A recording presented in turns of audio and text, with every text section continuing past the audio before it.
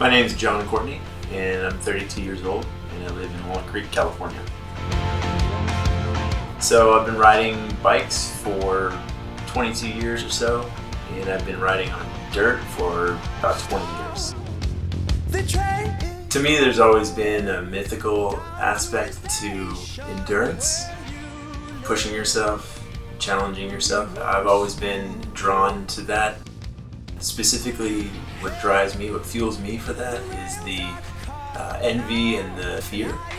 Envious of those who are able to do those crazy things, whether it be riding bikes for long distances, climbing mountains. I've always been envious of those people who've been able to do those things.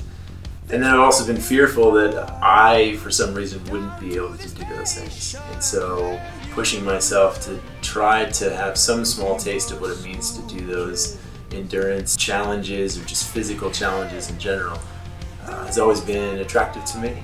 And so the combination of those two things, the combination of the envy and the fear, has really provided that fuel for me to keep pushing, keep challenging myself, and honestly saying yes to challenges more often.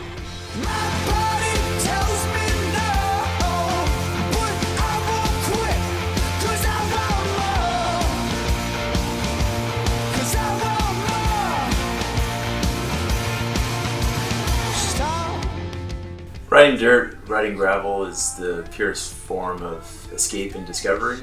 Getting away from the routine, avoiding the crush of the city, discovering if I have the skills to make that climb, hit that descent, that's pretty important to me. Last summer, 2016, I was training for and competed in the Leadville Trail 100.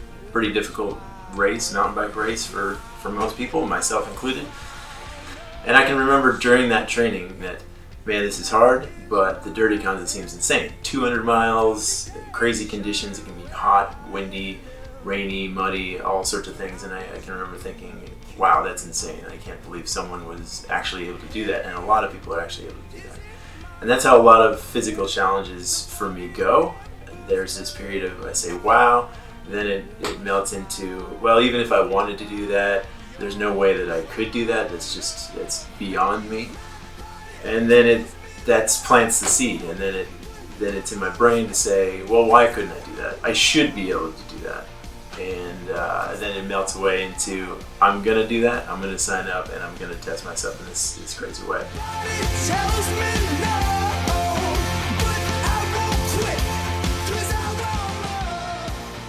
I think there's an interesting collision between the idea and the concept of sport and science. For me, sport has always been more emotional, more heart-driven, versus science being driven by data and practicality. Where those two things intersect is really interesting. You can get so far on your heart and drive and just work harder, do more, be better. And then science kind of fills in the gap and say, okay, this is how you be better. This is what your efforts are yielding. It's the ultimate lie detector. You either do the work and get the results, or you don't, and you don't get the results. And you can't fake your way through that. His eyes are open. His eyes are open. The Dirty Kanza 200 is a bucket list race for a large part of the endurance community, now myself included.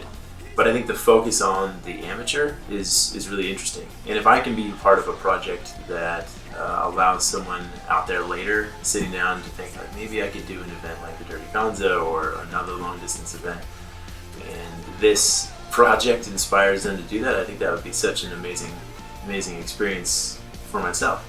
And then finally, the experience. Saying yes to challenges, saying yes to experiences is what this is all about. And being able to travel into a cool city like Portland, being able to be around other people who are interested in the endurance sports space, I think that all of it is pretty unique and special. And so I'm happy to be a part of it even up to this point.